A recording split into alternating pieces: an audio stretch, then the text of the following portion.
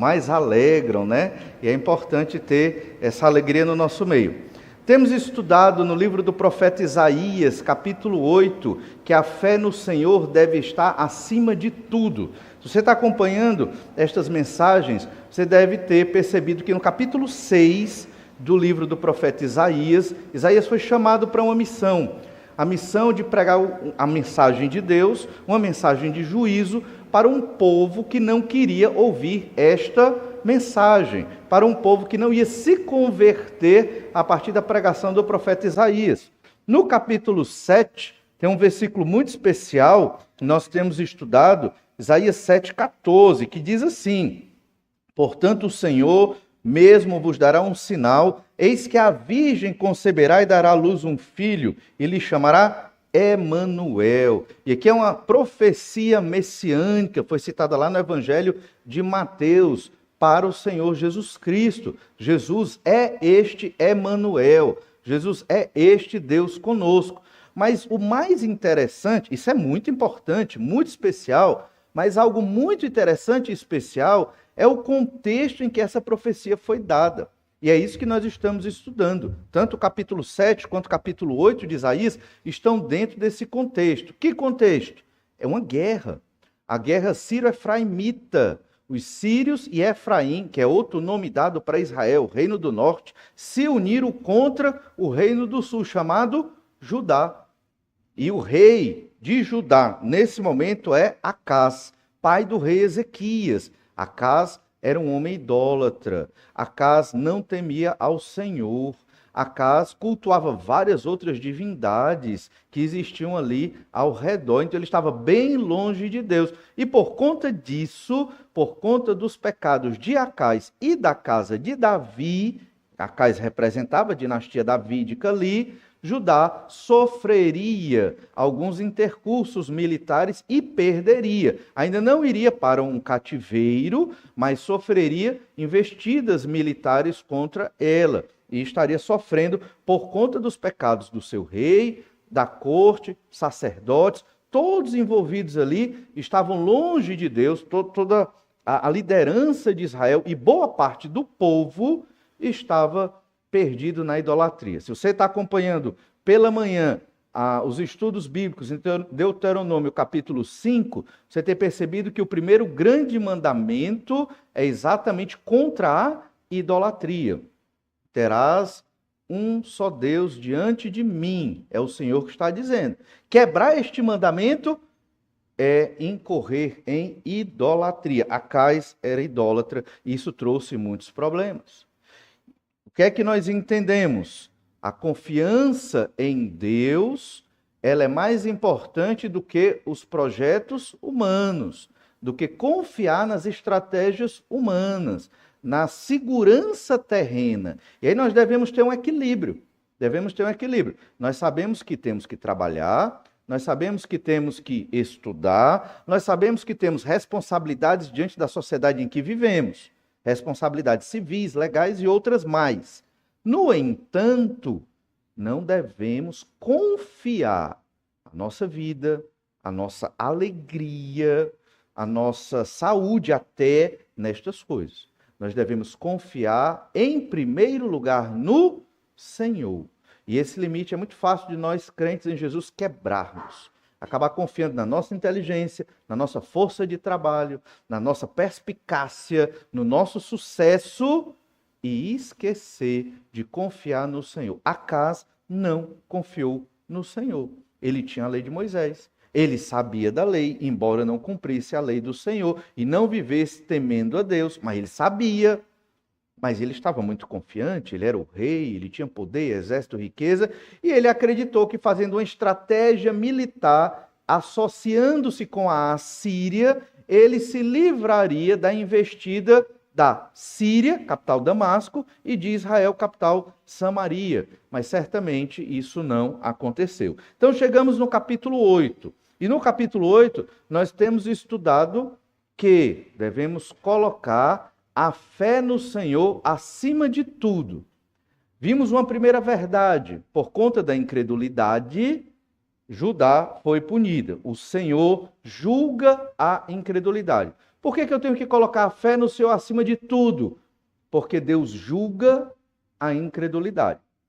Infelizmente, alguns crentes podem vir a se tornar incrédulos. Quando? Deixam de confiar no Senhor. Vamos ler para revisar essa primeira verdade que estudamos domingo passado, no capítulo 8, do verso 1 ao verso 8. Diz assim a palavra do Senhor.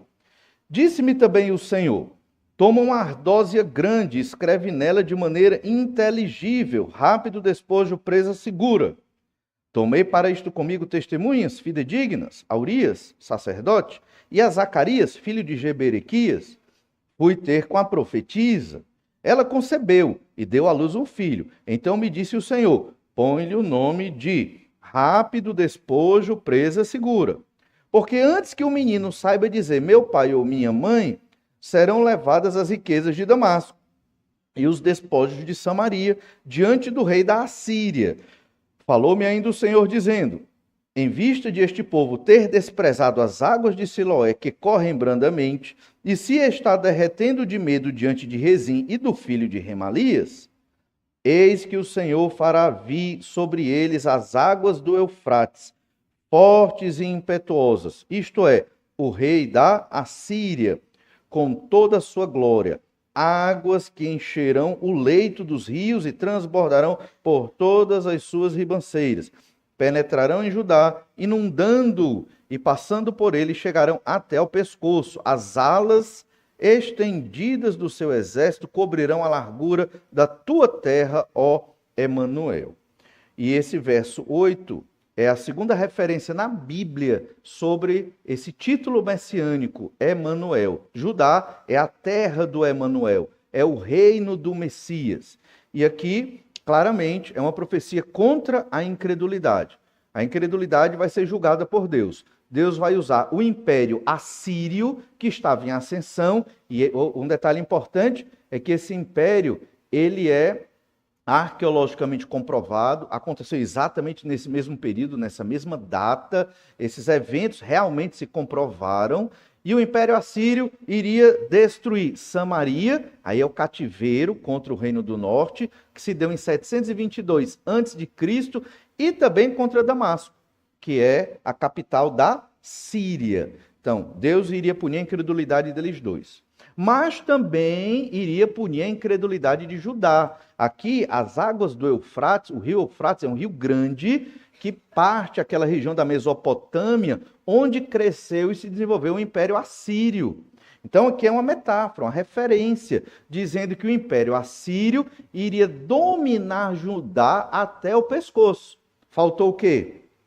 A cabeça de Judá é Jerusalém. Deus está dizendo, eu vou preservar Jerusalém, e preservou até algumas cidades a mais, mas boa parte do reino de Judá será tomada. Por quê? Porque vocês foram incrédulos. O rei Acais é um idólatra.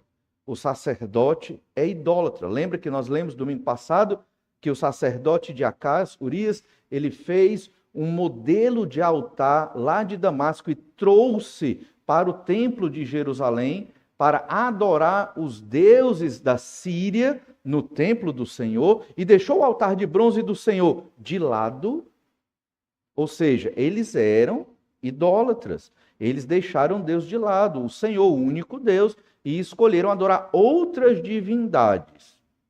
Isso claramente é não confiar no Senhor. Aí você pode dizer, graças a Deus eu não adoro nenhuma imagem, graças a Deus eu não adoro nenhum ídolo, mas lembre-se, existe aquela idolatria invisível.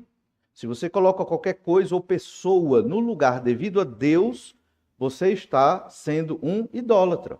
Você está adorando outra coisa que não é Deus. Você pode colocar o seu filho, por exemplo. Seu filho pode ser a pessoa mais importante da sua vida e não Deus. Isso é um tipo de idolatria. Pode ser a sua esposa, pode ser o seu marido, pode ser alguma coisa, pode ser o seu trabalho, não sei, pode ser você mesmo. Se você faz isso, você está cometendo esse mesmo pecado de idolatria. Essa foi a ideia que nós vimos no domingo passado. O Senhor julga a incredulidade. Então, fuja desse pecado de incredulidade e consagre-se ao Senhor. Segunda ideia que nós vamos ver no capítulo 8, segunda verdade aqui enfatizada, é que o Senhor, somente o Senhor, ele deve ser santificado.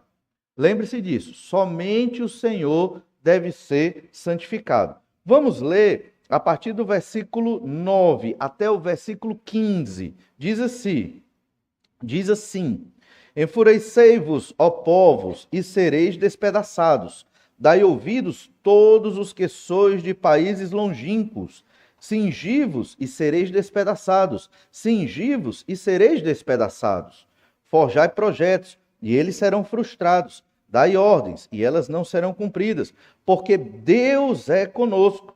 Porque assim o Senhor me disse, tendo forte a mão sobre mim, e me advertiu que não andasse pelo caminho deste povo, dizendo: não chameis conjuração a tudo quanto este povo chama conjuração. Não temais o que ele teme, nem tomeis isso por temível. Ao Senhor dos Exércitos, a ele santificai. Seja ele o vosso temor, seja ele o vosso espanto. Ele vos será santuário, mas será pedra de tropeço, rocha de ofensa. As duas casas de Israel, laço e armadilha aos moradores de Jerusalém. Muitos dentre eles tropeçarão e cairão, serão quebrantados, enlaçados e presos.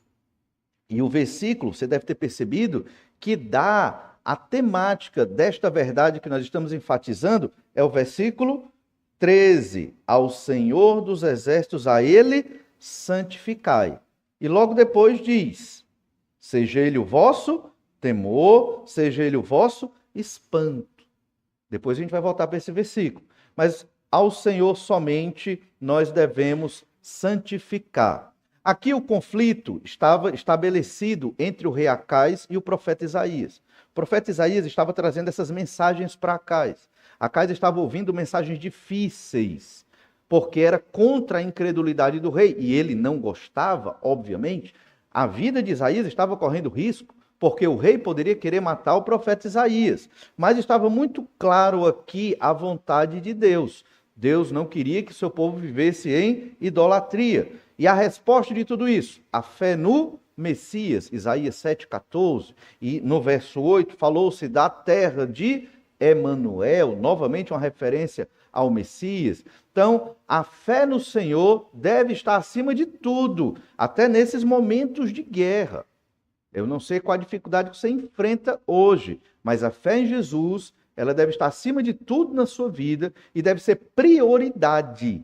Se o problema, se a dificuldade, se a situação, o fator complicador na sua vida hoje é central, talvez isso seja um ídolo, porque você deixou Deus de lado.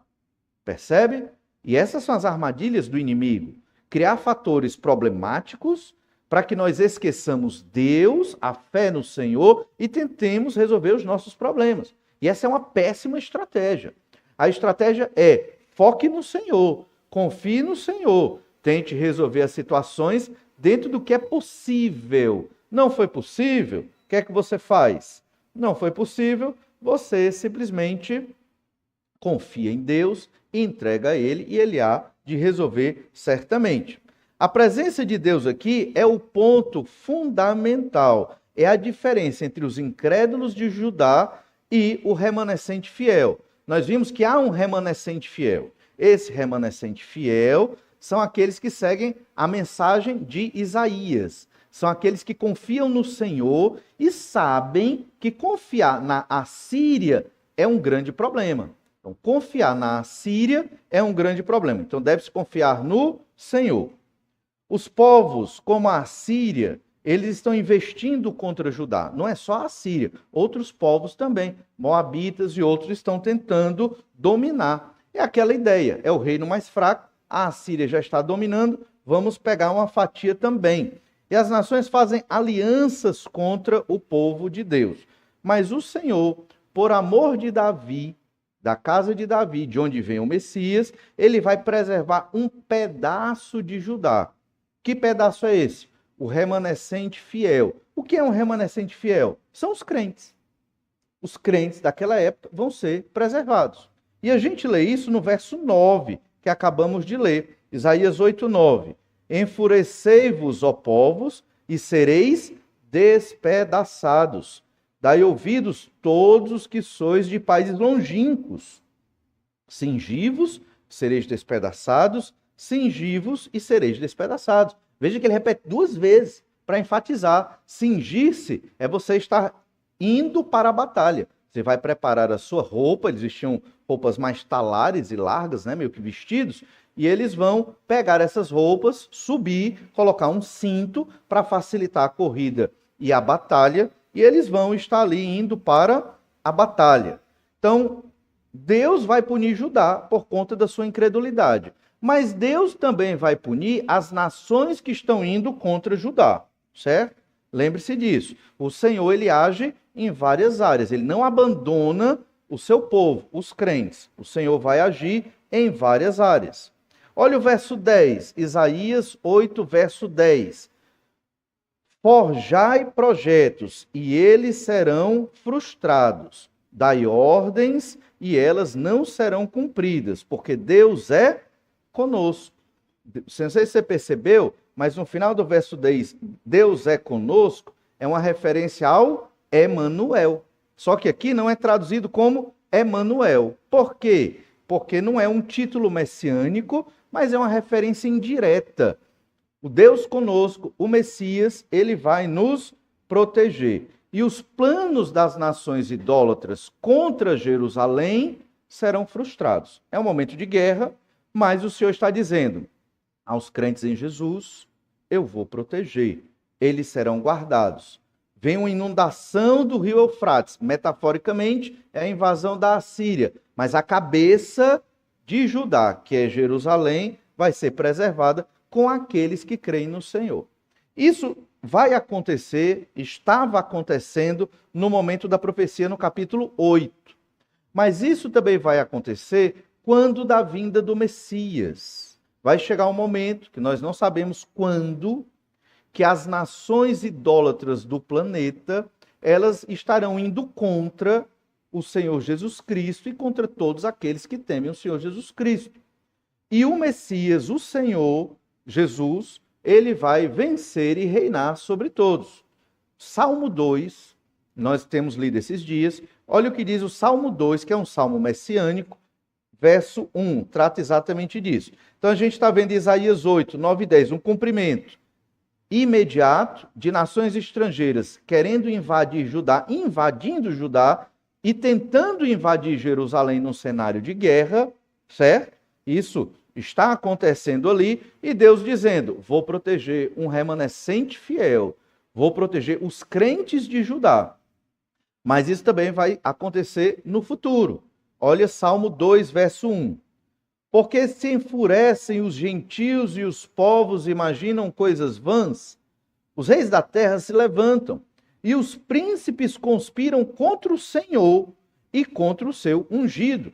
Então o Senhor é Deus Pai, o seu ungido é o Messias, Deus Filho. Então isso já está sendo dito aqui no Salmo. Olha, isso aqui foi escrito provavelmente bem antes dos eventos dessa guerra sírio-efraimita. Olha aí o que ainda é dito no verso 2. Dizendo, verso 3, rompamos os seus laços e sacudamos de nós as suas algemas. Ri-se aquele que habita nos céus, o Senhor zomba deles. Na sua ira, a seu tempo lhes há de falar, no seu furor os confundirá. Eu, porém, constituí o meu rei sobre o meu santo monte Sião. E aqui é Deus falando do Messias que vai reinar no futuro, no monte Sião, onde está Jerusalém.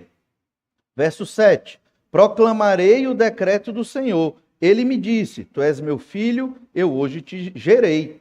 Pede-me e eu te darei as nações por herança e as extremidades da terra por sua possessão. Com vara de ferro as regerás e as despedaçarás como um vaso de oleiro. Então Deus deu ao Messias, ao rei messiânico, ao Senhor Jesus Cristo, as nações por herança. E o Senhor vai reinar sobre estas nações. Muitos vão crer, mas muitos mais serão destruídos quando da vinda do Senhor Jesus. Por quê? Por causa da sua incredulidade.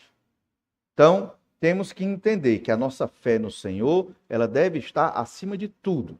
Dos problemas de guerra, que é o caso que Acais está enfrentando aqui, o remanescente fiel, os crentes fiéis de Judá estão enfrentando também, e eles têm que confiar mais em Deus do que nos homens. Confiar nos homens aqui nessa guerra é confiar na Assíria. A Assíria é poderosa. Se nos aliarmos à Assíria, vamos ser livres dos nossos inimigos, Damasco e Samaria. Mas isso não foi verdade, isso não aconteceu. Pelo contrário, isso foi um pecado contra o Senhor, porque foi deixar de confiar no Senhor. Olha ainda o capítulo 8, Isaías 8, verso 11. Isaías 8, 11. Diz assim: porque assim o Senhor me disse, tendo forte a mão sobre mim, e me advertiu que não andasse pelo caminho deste povo, dizendo: não chameis conjuração a tudo quanto este povo chama conjuração. Não temais o que ele teme, nem tomeis isso por temível. É muito interessante esses dois versículos. Deus chama o profeta e dá uma mensagem muito específica. Resumindo, não tenha medo do que os incrédulos de Judá têm medo. Do que é que os incrédulos de Judá têm medo aqui? É por isso que a gente fala do contexto da guerra. A guerra entre Samaria e que se juntou com Damasco, né, que são as capitais, Síria e Israel, ou Efraim, essas duas nações se juntaram contra Judá. O povo de Judá estava com medo dessas duas nações. E também estava com medo da Assíria, que vinha no sentido ali do leste, certo? Deus está dizendo para Isaías: não tenha medo do que os incrédulos de Judá têm medo. Eles têm medo das nações que estão querendo invadir. Não tenha medo disso. E é interessante que ele diz, Deus advertiu o profeta, tendo forte mão sobre mim. Forte mão é Deus se revelando a Isaías, né? O poder de Deus sobre Isaías. E ele disse: não ande pelo caminho deste povo. O que significa não andar pelo caminho deste povo? Claramente, não seja idólatra. Mas também não tenha medo do que este povo tem medo. Do que é que as pessoas têm medo hoje? Doenças, problemas financeiros, problemas familiares, muitas e muitas depressões, tristezas, traumas, tantas outras coisas. As pessoas têm medo de muitas situações aqui na terra e muitas frustrações. O que Deus quer dizer para nós, assim como ele disse para Isaías, não tenha os temores que as pessoas da sociedade de pecado têm. E o que é que nós devemos temer? Vamos caminhar. Olha o verso 12. Não chameis conjuração a tudo quanto este povo chama conjuração. Conjuração aqui é exatamente a divisão, os embates, né? É a contenda que está para acontecer. Então, o que os incrédulos chamam de uma tentativa de invasão, uma tentativa de tomada ali do território, ou guerra, ou morte, isso é a vontade de Deus. Isso é o juízo de Deus contra a incredulidade. Não é isso que você deve temer. Aí Deus muito claramente diz no verso 12: não temais o que ele teme, nem tomeis isso por temível. Não tenha medo da invasão dos outros povos. Não tenha medo. Por quê? Porque o Senhor está garantindo que o remanescente fiel, ele vai ser preservado. O remanescente fiel, ele vai ser cuidado, vai ser trabalhado ali. Para quê? Para que hajam crentes até a chegada do Senhor Jesus Cristo. Então, veja, Deus está dizendo: não tema o que eles temem. Olha o verso 13. Ao Senhor dos exércitos, a ele santificai. Você não deve temer as coisas desta terra. Você não deve temer o problema do que aqueles que são sem fé temem. E o que é que você deve temer? A Deus. É isso que você deve temer. E temer a Deus é uma forma de santificação. É isso que ele está dizendo no verso 13. Ao Senhor dos exércitos, a ele santificai. Seja ele o vosso temor, seja ele o vosso espanto. Está espantado com a Assíria invadindo? Não fique espantado com a Assíria. Fique espantado com Deus. Tenha medo se você está pecando contra Deus. É isso que você deve ter medo.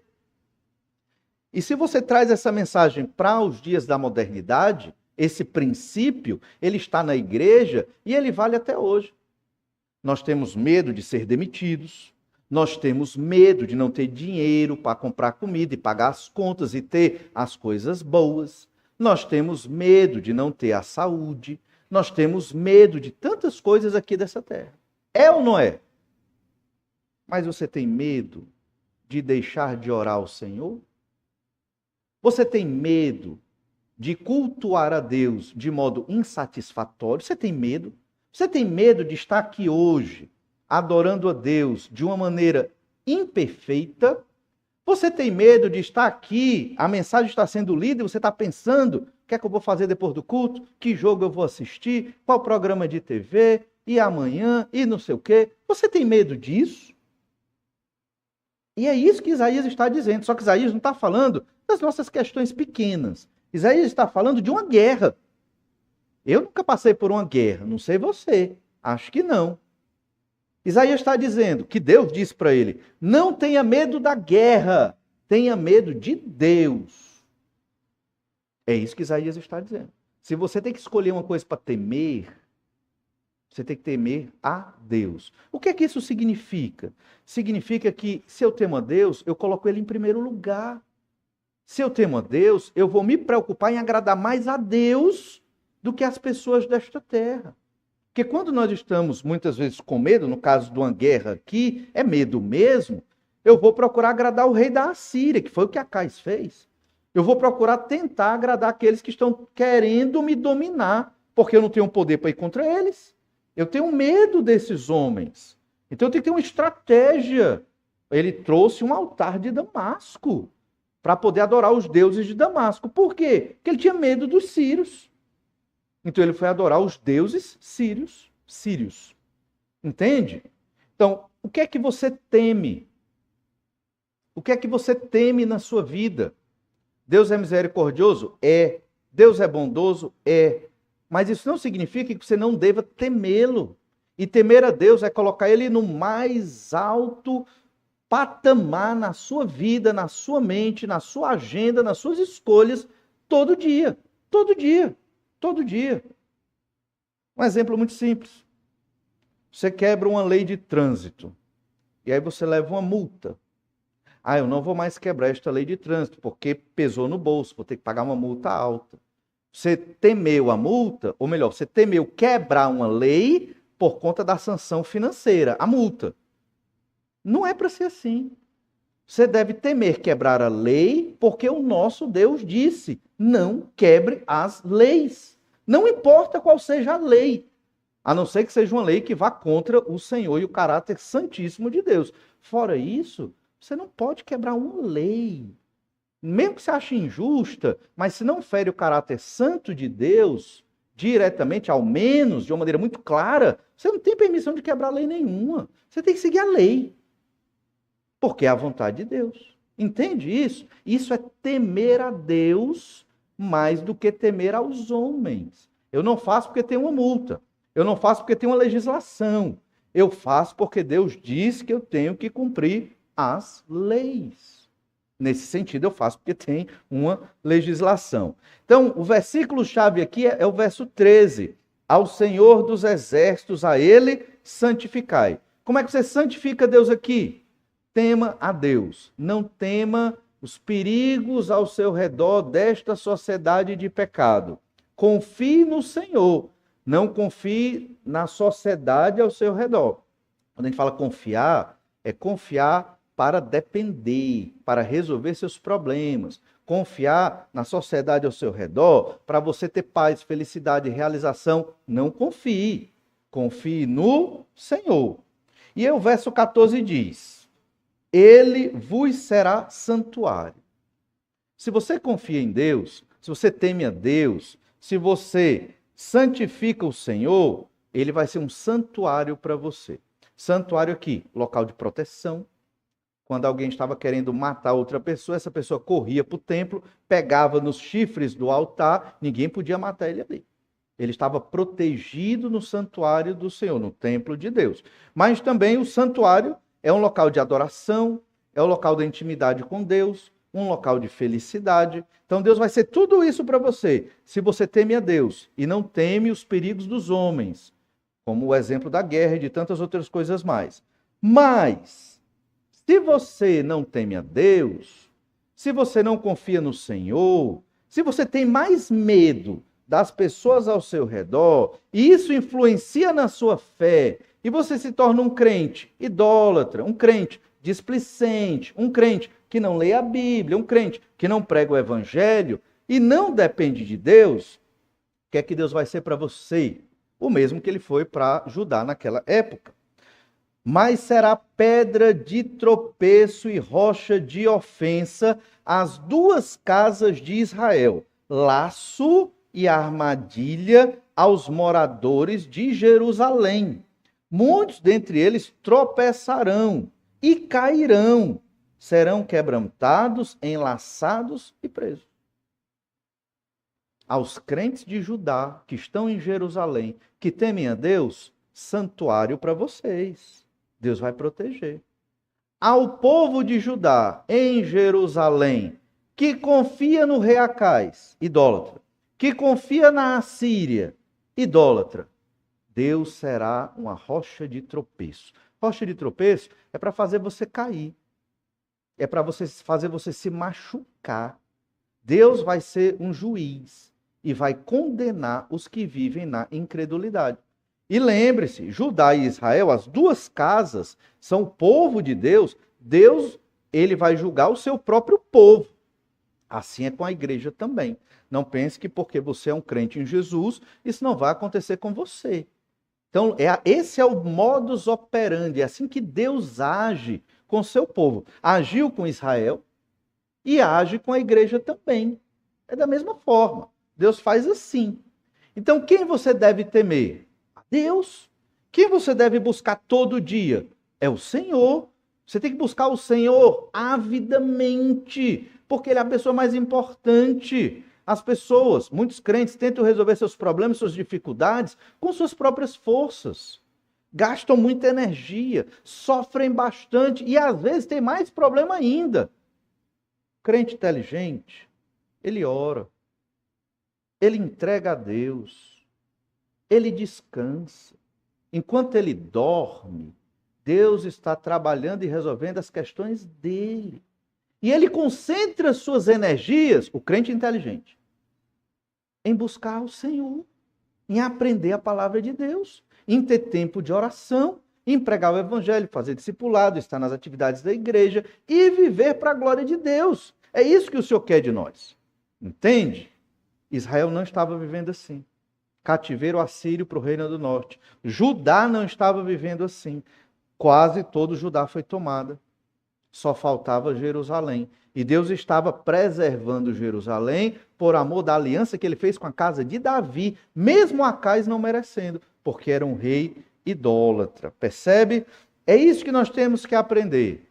Precisamos santificar a Deus, somente ao Senhor. E santificar a Deus é temer a Deus. E temer a Deus aqui não é só respeito, é ter medo mesmo. Porque o cenário aqui é de guerra. Você tem medo de quem? De um exército que vai invadir? Ou você tem medo de Deus? Rapaz, eu tenho medo de Deus. Então, eu vou agradar a Deus. Eu não vou agradar os assírios. É simples. Esse é o ensino. Essa é a verdade aqui. O temor e a santidade sempre estiveram profundamente ligados na nossa adoração a Deus. Isso é uma temática que a modernidade rejeita. Você adorar um Deus e ter medo de um Deus. Que história é essa? Não é ter medo de um Deus? Não. Eu quero um Deus tranquilo, um Deus que me deixe relaxado, um Deus que me deixe tranquilo. Só que não é assim na Bíblia, certo? Não é assim na Bíblia. Aí você diz, não, pastor, é porque você está pregando no Antigo Testamento. No Novo Testamento, Deus é mais bonzinho. Irmãos, Deus é pura bondade. Deus é puro amor. Deus é pura graça. Mas o Senhor não tolera o pecado. Lembra de Atos capítulo 5. Acho que é um dos exemplos mais claros do Novo Testamento de como Deus julga o pecado. Ananias e Safira. Mentiram a Deus. Mentiram ao Espírito Santo. O que foi que aconteceu com eles? Deus matou. Por uma mentira, Deus os matou. Aí você diz que Deus no Novo Testamento não é severo? Herodes foi comido por vermes, porque quis ser como Deus. Você quer dizer que Deus não é severo e firme também no Novo Testamento? É. Por que é que muitos morrem ou ficam doentes quando participam da ceia do Senhor indignamente? Isso também é Novo Testamento. Você acha que Deus não é severo? É. Então nós temos uma relação entre santificar a Deus e temer a Deus. Isso a gente vê já em Isaías capítulo 6, verso 3. Isaías 6, verso 3. Diz assim: quando Deus estava se revelando ao profeta Isaías, e clamavam uns para os outros, dizendo: Santo, Santo, Santo é o Senhor dos exércitos, toda a terra está cheia da sua glória. Isso aqui, os anjos clamando uns aos outros, cantando efusivamente. Eles estavam cantando em grande voz aqui, e as bases do limiar se moveram à voz do que clamava. E o cenário aqui é que Deus estava num templo, numa dimensão outra, entendemos a dimensão celestial aqui, no seu trono. E toda a terra cheia da sua glória, as bases do limiar desse templo tremeram, talvez o grande terremoto, a voz do que clamava. E a casa se encheu de fumaça. Verso 5. Então disse eu: ai de mim, estou perdido. Olha a reação de um homem que vê uma manifestação de Deus. Ai de mim, estou perdido. Se você observar líderes religiosos na atualidade, nos tempos modernos, eles contam que ter um encontro com Deus é um êxtase. É um êxtase de alegria, de maravilha, de coisas incríveis, aquela coisa maravilhosa. Mas quando você vai na Bíblia, um encontro com Deus é um negócio difícil. É um negócio assustador. Deus se revelando lá no Monte Sinai para entregar as tábuas da lei, até Moisés estava com medo. Aconteceu com o profeta Ezequias também, o profeta Ezequiel aqui também, quando ele teve uma visão do trono de Deus, ele também se prostrou em terra, porque ele teve medo. Então há uma relação entre santidade de Deus e o temor que nós devemos ter para com o Senhor nosso Deus. E é por isso que esta igreja se considera conservadora na sua liturgia e no seu culto, por temer a Deus e por prestar um culto irreverente e um culto que não vai agradar a Deus. Pelo contrário, pode trazer maldição de Deus sobre nós, se nós prestarmos um culto a Deus de modo irreverente, sem considerar a santidade de Deus, o poder do Senhor. É muito sério. Isso é muito sério. Talvez a gente devesse chegar na igreja e se prostrar logo. É porque não é da nossa cultura. E pedir logo perdão. Senhor, eu estou chegando aqui, me perdoa logo, porque quem sou eu para prestar um culto ao Senhor? Foi a situação de Isaías aqui. Isaías era um homem de Deus, era um homem, um profeta. Nesse momento ele foi chamado para ser profeta, mas ele era temente a Deus. E ele disse: ai de mim, estou perdido, porque sou homem de lábios impuros, habito no meio de um povo de impuros lábios, e os meus olhos viram o Rei e o Senhor dos exércitos. Entende? Nossos olhos não viram essa revelação que Isaías teve. E a gente sabe que Deus é invisível, é espírito. Isaías viu uma manifestação de Deus no seu trono, mas Deus é espírito. Nós não estamos vendo com os nossos olhos algo assim, mas quando nos reunimos como igreja e como invocamos o Senhor para adorá-lo como igreja, nós estamos nos colocando diante do trono da graça de Deus. Por isso que é muito importante você entender. Não é o momento de você conversar uma notícia, né? Ah, meu amor, então amanhã a gente tem que comprar o pão. Ah, eu tenho que tirar um dinheiro. Me lembre de tirar o dinheiro depois do culto. Na hora do culto, olha, se você quiser, tudo bem. Eu tenho medo. Eu digo, não converse comigo. Daniela já sabe, não fale comigo na hora do culto. Não quero conversa. É claro que tem as exceções, certo? Tudo bem, não vamos ser tão radicais. Mas se for uma coisa assim, não. É o momento de você se concentrar. A nossa mente, ela voa. Se você não se concentrar, já já você está lá na praia. Ou então você está lá na sua cama, ou você está lá no programa de TV, você está fazendo conta para pagar as coisas aqui na sua cabeça. Se você não se concentrar, cadê a adoração? Entende? Eu estou dando um exemplo do culto, mas não é só isso não. Isso aqui é um exemplo, né? A nossa adoração, o nosso temor a Deus é muito mais além do que somente o culto congregacional, que é importante. Mas creio eu que tão importante quanto é o seu culto semanal. É o seu testemunho no seu trabalho, né? É como você se porta em sociedade, em várias áreas da sociedade. O Senhor Jesus refletiu essa verdade de uma maneira mais sintética. Lá em Mateus 10, 28, Jesus diz: não temais os que matam o corpo e não podem matar a alma. Temei antes aquele que pode fazer perecer no inferno tanto a alma como o corpo.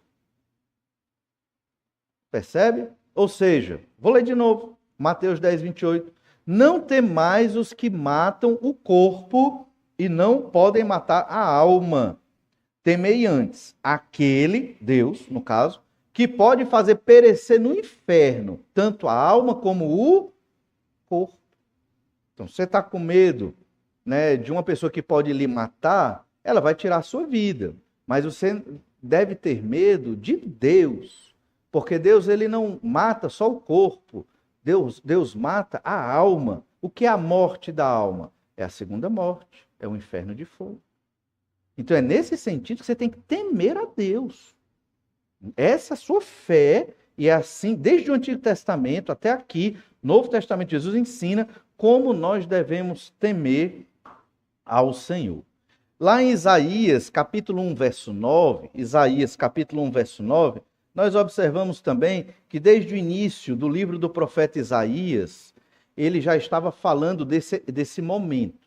É porque faz tempo que nós estudamos o capítulo 1 de Isaías, mas ele já foi escrito dentro desse período da guerra sírio-efraimita, do capítulo 7, capítulo 8, indo para o capítulo 9. O capítulo 1 trata disso também. Olha o que diz o capítulo 1, verso 9. Se o Senhor dos Exércitos não nos tivesse deixado alguns sobreviventes, já nos teríamos tornado como Sodoma e semelhantes a Gomorra. Ou seja, uma nação totalmente cheia e tomada de pecado. Deus preservou alguns crentes nele e no Messias. Olha aí Isaías capítulo 1 ainda, verso 4. Ai desta nação pecaminosa, povo carregado de iniquidade, raça de malignos, filhos corruptores, abandonaram o Senhor, blasfemaram do Santo de Israel, voltaram para trás. Voltar para trás aqui é você rejeitar sua fé no Senhor. E ele está dizendo, ai deste povo. E aqui é uma crítica pesada de Deus, através do profeta Isaías, ao povo de Judá. Certo? Verso 5. Porque a vez de ainda ser feridos, visto que continuais em rebeldia, toda a cabeça está doente, todo o coração enfermo. Desde a planta do pé até a cabeça, não há nele coisa sã, senão feridas, contusões e chagas inflamadas, umas e outras não espremidas, nem atadas, nem amolecidas com óleo. A vossa terra será assolada, as vossas cidades serão consumidas pelo fogo, a vossa lavoura, os estranhos devoram em vossa presença, e a terra se acha devastada como numa subversão de estranhos. A filha de Sião é deixada como choça na vinha, como palhoça ao pepinal, como cidade sitiada. Então ele já está falando da situação que nós estamos observando no capítulo 8. Tudo isso porque não temeram a Deus e deram lugar à sua idolatria e temeram a Assíria e os povos vizinhos. Então lembre-se disso. O Senhor, ele julga a incredulidade. Primeira verdade do capítulo 8. Segunda, o Senhor somente deve ser santificado. E aqui entenda, ser santificado é o quê? Você tem que temer a Deus e não temer os homens. Entende? Isso significa que você deve confiar em Deus e não confiar nos homens, ou na sua própria força, ou na sua própria inteligência. E por fim, a última ideia é que no Senhor nós devemos esperar. Era o que o povo de Judá devia ter feito. Todo o povo de Judá. Era o que Acas, o rei, devia ter feito. Ele devia ter orado, o povo devia ter orado, e eles deviam ter esperado o livramento de Deus. Não fizeram assim. Isso não significa que nós não possamos agir na nossa vida para tentar resolver as questões que nos preocupam. Mas temos que entender que nós não temos o controle da nossa vida. A gente pensa que tem, mas nós não temos. E é por isso que devemos confiar no Senhor para que Ele esteja à frente de tudo. Confiar em Deus implica você ler sua Bíblia. Se você não lê a Bíblia, você está dizendo que não confia em Deus. É óbvio. Porque a palavra de Deus revela quem é Deus. É ter uma vida de oração. Confiar em Deus é ter uma vida de oração. Se você não tem uma vida de oração, você está dizendo, eu sozinho consigo gerir minha vida. Eu sozinho sou muito capaz de tomar minhas próprias decisões. Você acha que é, só que não é. Então precisa orar e confiar no Senhor. Então essa é a terceira e última verdade. No Senhor devemos sempre esperar. Olha Isaías 8, verso 16. Isaías 8, 16. Resguarda o testemunho, sela a lei no coração dos meus discípulos. Esperarei no Senhor, que esconde o seu rosto da casa de Jacó, e a ele aguardarei. Então você percebe, resguardar o testemunho é guardar a palavra de Deus. Sela a lei no coração é outra forma de dizer que você vai guardar a palavra de Deus, a lei de Deus, no seu coração. Enquanto os outros estão tendo medo da guerra, da Síria e de tantos problemas, Isaías e os seus discípulos estão preocupados em quê? Guardar a lei, obedecer o Senhor, ter a palavra de Deus no seu coração. Percebe a diferença? Os incrédulos preocupados com os problemas desta terra. Os crentes preocupados, interessados em estudar a palavra de Deus. Ter uma vida mais perto do Senhor. Percebe a diferença? Não tenha medo do que eles têm medo. Os incrédulos têm medo das coisas dessa terra. Não. Tenha medo de não guardar a lei de Deus no seu coração. É isso que você tem que ter medo. Entende? É isso que ele está ensinando. O remanescente fiel e os crentes se preocupam com as coisas de Deus. Tem muita coisa acontecendo ao redor. Tem guerra, tem dificuldade, tem problema. É verdade. Mas essa não é a nossa preocupação. E aí entra um debate importantíssimo, a política. Não é a nossa preocupação. Quem se envolve na política e esquece da palavra de Deus, fez uma péssima escolha. Até porque só vai ser eleito aquele que Deus quer, para o bem ou para o mal da nação. Acabou. Não adianta. Não vamos perder tempo com isso. Estão entendendo? Da mesma forma o seu trabalho. Você trabalha, tudo bem, amém, graças a Deus. Mas não é a razão da sua vida. Não pode ser. Você tem que investir sua vida nas coisas de Deus. Por que eu falo trabalho? Porque nós vivemos numa sociedade que nos empurra para trabalhar de modo assim desesperador. Você não consegue trabalhar assim um determinado horário. Ou você trabalha até morrer, ou você não tem trabalho. E a gente tem que conseguir estratégias, orando a Deus, é claro, e pensando, tem que trabalhar, é a vontade de Deus, claro. Mas o trabalho não pode ser algo que vai tomar de conta de tudo da nossa vida, ao ponto que você está exausto e não conseguir nem ler sua Bíblia quando chega em casa. Algo está errado. Aí o que é que você faz? Você pensa, né? E aí, pastor, eu deixo o meu trabalho? Não. Acabei de dizer. Você ora. Você ora e pede a Deus, Senhor, eu quero me dedicar mais a Ti, mas o trabalho está difícil. Me arranja um trabalho e vai orando e vai procurando até que Deus esteja abençoando. Certamente é a vontade do Senhor que você se dedique mais, né, no serviço do Senhor, na sua família, na igreja e no seu próprio trabalho. Então, os crentes estão preocupados em guardar o testemunho, selar a lei no coração dos discípulos. Isso vai gerar o quê? Quando você guarda a palavra de Deus no seu coração, esperarei no Senhor. O que é esperar? Tranquilidade. Tem calma. O crente não se desespera. Acais se desesperou, fez uma aliança com o rei da Assíria, totalmente errado. E isso não resolveu o problema, pelo contrário, ele perdeu muito recurso, muito ouro, muita prata para fazer essa aliança. Deus podia ter livrado ele da Síria, de Damasco e da própria Assíria, sem ele ter perdido tanto ouro e tanta prata. Mas ele se desesperou. O crente não se desespera, de modo geral. O que é que o crente faz? Ora, espera no Senhor, guarda a palavra de Deus no seu coração, isso gera fé e confiança. A palavra de Deus traz fé e confiança, por isso você tem que ler a Bíblia, senão você não vai conseguir confiar. Enquanto os crentes estão guardando a palavra, esperando no Senhor, Deus esconde o seu rosto da casa de Jacó. Casa de Jacó é o reino de Judá. Deus está se escondendo dos incrédulos de Judá. Por quê? É porque eles estão preocupados e têm medo das coisas desta terra. Eles não estão buscando o Senhor. Eles não creem no Senhor. A fé no Senhor, para esses aqui de Judá, não está acima de tudo. O que é que Deus faz? Esconde o rosto deles. É uma expressão que Deus está dizendo aqui. Eu não estou abençoando vocês. Eu vou abençoar quem guarda a palavra no seu coração. Eu vou abençoar quem espera em mim. E o final do verso 17 diz: e a ele guardarei.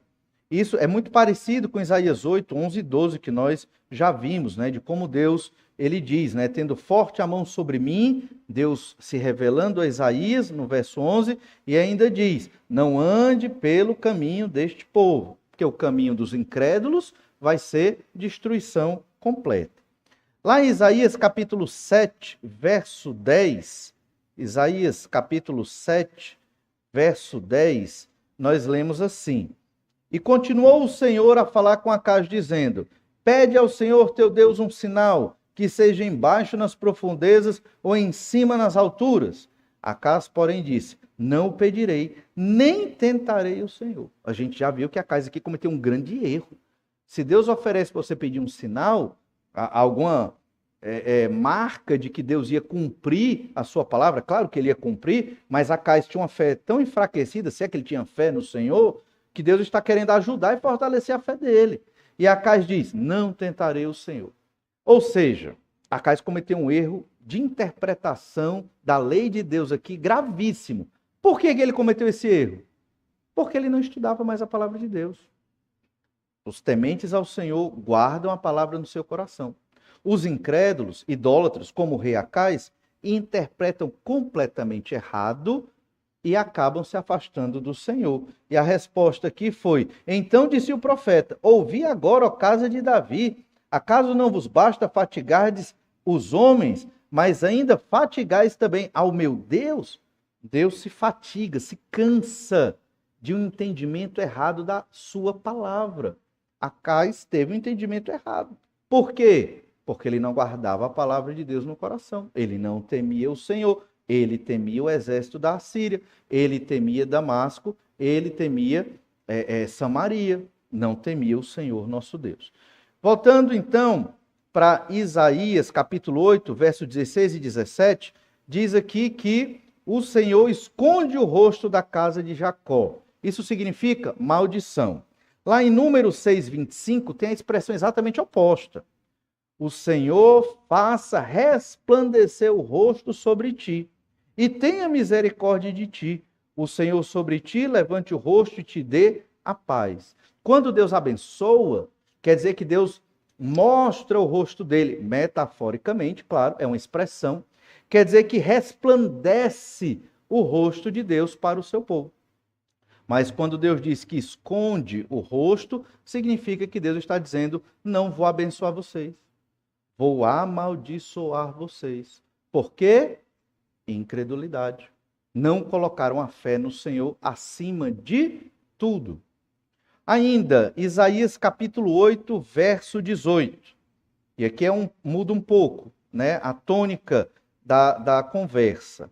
Isaías 8, 18. Eis-me aqui, e os filhos que o Senhor me deu, para sinais e para maravilhas em Israel, da parte do Senhor dos exércitos que habita no Monte Sião. Então, diferente do povo incrédulo de Judá, Isaías diz, mais uma vez, eis-me aqui.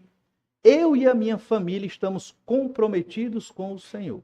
Irmãos, naquela época, boa parte de Judá e Jerusalém estavam em pecado. O remanescente fiel, os poucos crentes que tinham, eu já acabei de dizer, eram muito poucos. Eram os discípulos do profeta Isaías. Não era uma grande multidão. E Isaías, no meio de toda essa confusão, um rei incrédulo, idólatra, sumo sacerdote idólatra, o altar de Damasco foi feito uma réplica no templo do Senhor. Ninguém queria ouvir o que Isaías estava pregando. Pelo contrário, confrontavam o profeta que falava da parte de Deus. Mas aqui, no meio de tanta incredulidade, ele diz, eis-me aqui, eu e os meus filhos estamos aqui para servir ao Senhor. Basicamente é isso que ele está dizendo, né? Para sinais e para maravilhas em Israel da parte do Senhor dos Exércitos que habita no Monte Sião. Lembra dos dois filhos de Isaías que foram mencionados há pouco? Um, Sear-Jazube, um resto volverá. Dizendo, tem um remanescente fiel. Judá está sendo punido, Jerusalém também. No entanto, tem um grupo de crentes que Deus está cuidando aqui. Né? Sear-Jazube é um filho, o nome de um filho de Isaías, que é um sinal de que Deus está garantindo isso. O outro filho, o nome mais complexo, Maher-Shalal-Hash-Baz. Rápido despojo, presa segura. A Assíria vem e já é certo que ela vai pegar o despojo, porque a presa é segura, a presa é certa. A Assíria vai dominar. Não vai dominar a cabeça, Jerusalém, mas vai enfraquecer enormemente o reino de Judá, vai acabar com o reino da Síria e com o reino de Israel, que é o reino do norte.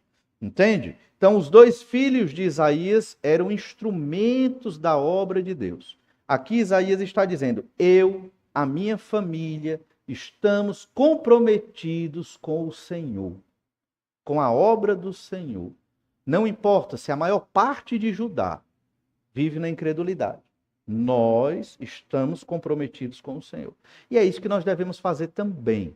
Você deve pensar, eu e minha família estamos comprometidos com o Senhor? Né? Lá na nossa casa, a Bíblia tem um espaço para ser lida, para refletir sobre a palavra de Deus. Na nossa casa, nós oramos, ou é só aqui na igreja? Ou é só no culto de oração? Entende? Minha família, meus filhos estão comprometidos com a obra de Deus. Isso aqui, irmãos, foi num contexto de guerra e de extrema incredulidade. Nós vivemos num contexto pacífico na nossa sociedade e com condições extremamente favoráveis. A batalha do crente moderno é contra a correria do dia a dia. Realmente é uma batalha, é arrumar tempo para adorar e glorificar a Deus na sua vida diária. É uma batalha? É uma batalha. Mas nós devemos vencer esta batalha. Olha o verso 19, Isaías 8:19. Quando vos disserem, Isaías se comprometeu, ele e a família dele. Quando vos disserem, consultai os necromantes e os adivinhos que chiureiam e murmuram, acaso não consultará o povo ao seu Deus? A favor dos vivos se consultarão os mortos, a lei ao testemunho. Se eles não falarem desta maneira, jamais verão a alva. Passarão pela terra duramente oprimidos e famintos? E será que quando tiverem fome, escurecendo-se, amaldiçoarão ao seu rei e ao seu Deus? Olhando para cima, olharão para a terra e eis angústia, escuridão e sombras de ansiedade e serão lançados para densas trevas.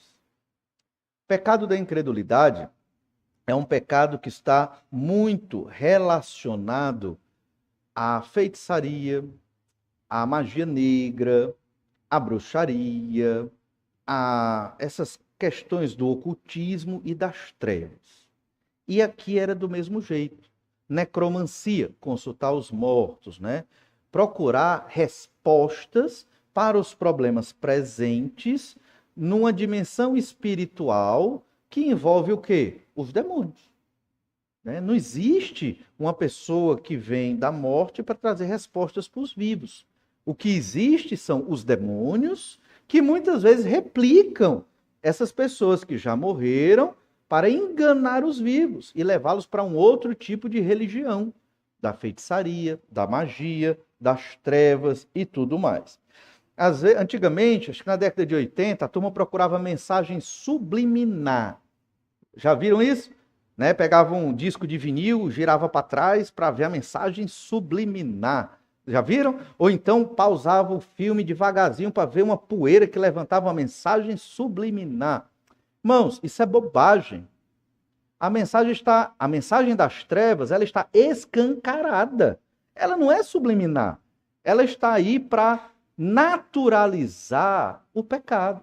E é por isso que aquilo que você lê, aquilo que você assiste e aquilo que você ouve, você tem que ter um senso crítico cristão e bíblico.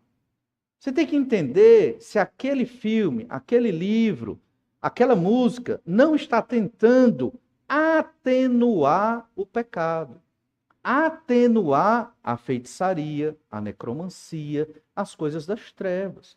Porque isso acontece. Vou dar um exemplo. Ghost. Lembra daquele filme? Né? Do Patrick Swayze e tal, galã, bonitão e tal. Qual o objetivo daquele filme? Qual o objetivo daquele filme? É mostrar que um cara vem dos mortos, né? E tem um romance aí sobrenatural. E todo mundo fica chorando, oh, que lindo, oh, que amor maravilhoso, né? Aquela coisa toda. Isso está, sem você perceber, legitimando a volta de um morto. E aí, inconscientemente, aquilo já fica natural na sua cabeça. Aí você começa. Isso é construído não só no filme Ghost. Isso é construído ao longo de toda a sua vida. Que você vai consumindo esse discurso de naturalização e legitimação de um morto que volta. E que a Bíblia diz que isso não existe. Percebe? E isso não é mensagem subliminar. Isso é uma mensagem escancarada. Então, quando assistir certas coisas, tenha o senso crítico, porque o negócio não é mais escondido. Talvez nunca foi escondido. Sempre foi bem escancarado aí. Idolatria gera essa feitiçaria, essa necromancia, esta questão das trevas, e isso se tornou um grande pecado em Judá naquele período. Na lei de Moisés, há vários textos contra a necromancia. Lá em Levítico 19:31, não vos voltareis para os necromantes, nem para os adivinhos, não os procureis, para serdes contaminados por eles. Eu sou o Senhor vosso Deus. Levítico 20, verso 1.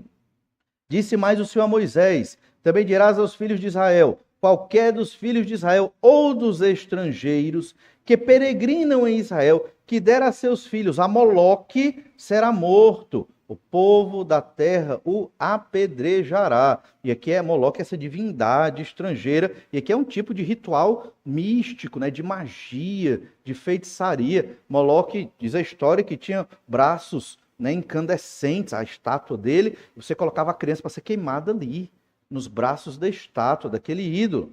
Deuteronômio 18, verso 9. Quando entrares na terra que o Senhor teu Deus te der, não aprenderás a fazer conforme as abominações daqueles povos. Não se achará entre ti quem faça passar pelo fogo o seu filho, acabamos de ler em Levítico 20, né? Ou a sua filha, nem adivinhador, nem prognosticador, nem agoureiro, nem feiticeiro, nem encantador, nem necromante, nem mágico, nem quem consulte os mortos. Pois todo aquele que faz tal coisa é abominação ao Senhor. E por estas abominações, o Senhor teu Deus os lança de diante de ti.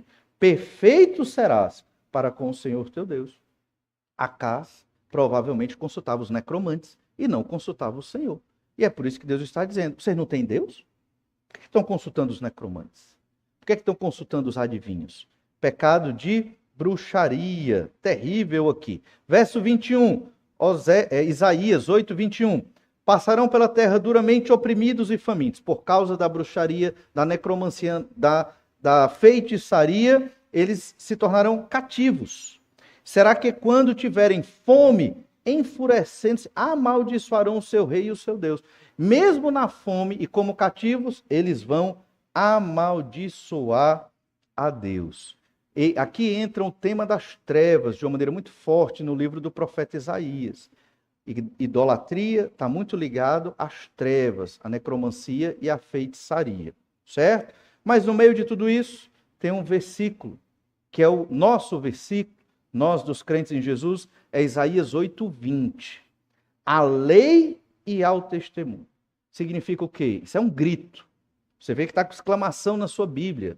É um grito. Nós vamos seguir fiéis à palavra de Deus.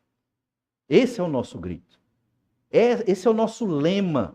Pode a nossa sociedade inteira se corromper com bruxaria, feitiçaria, necromancia, idolatria, todo tipo de pecado das trevas, que envolve também a imoralidade. Nós não. Os crentes em Jesus, eles vão permanecer fiéis à palavra de Deus. Por isso o grito de Isaías e dos seus discípulos, à lei e ao testemunho. Se eles não falarem desta maneira, jamais verão a alva. As trevas da incredulidade em contraste com a alva do Messias, a luz do Messias, que é o tema do capítulo 9, que nós vamos começar próxima semana.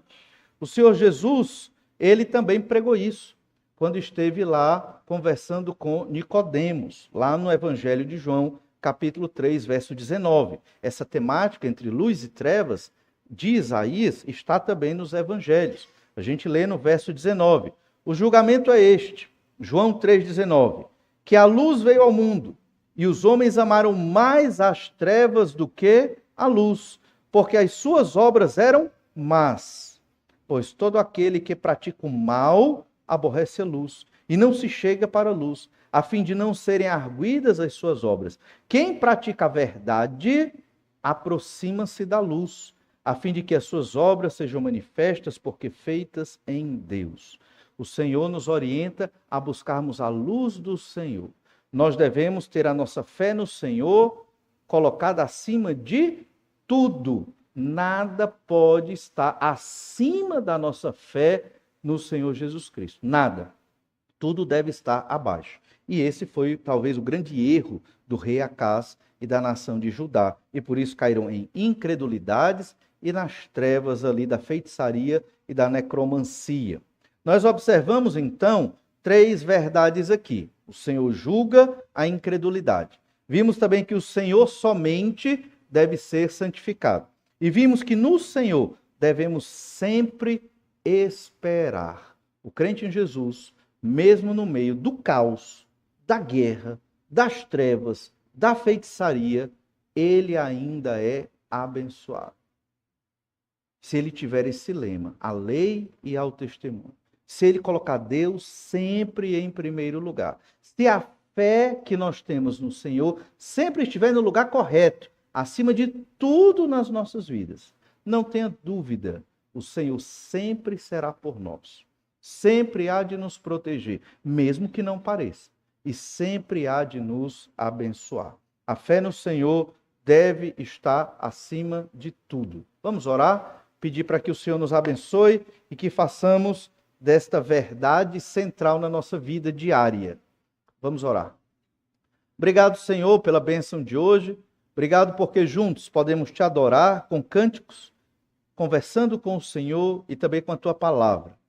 Senhor, te agradecemos porque o povo de Israel e de Judá nos ensinam como nós devemos nos relacionar contigo, ó Pai. Ajuda-nos, Senhor, a temer-te. Ajuda-nos, Senhor, a estar sempre esperando em ti. Cuida de nós, ó Pai, para que levemos a sério a fé que temos no Senhor, que foi conquistada de uma maneira tão difícil pela morte do Senhor Jesus Cristo na cruz do Calvário. Capacita-nos a entender que não é só mera religião, mas que é um relacionamento com o Senhor, que é o ser todo-poderoso, Criador do céu e da terra.